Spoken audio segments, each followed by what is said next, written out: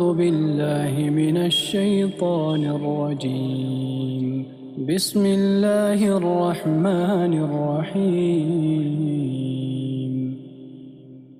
أفحسبتم أنما خلقناكم عبثا وأنكم إلينا لا ترجعون فتعالى الله الملك الحق لا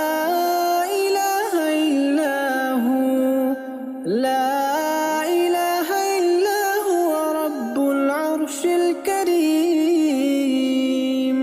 ومن يدع مع الله إلها آخر لا برهان له به فإنما حسابه عند ربه إنه لا يفلح الكافرون.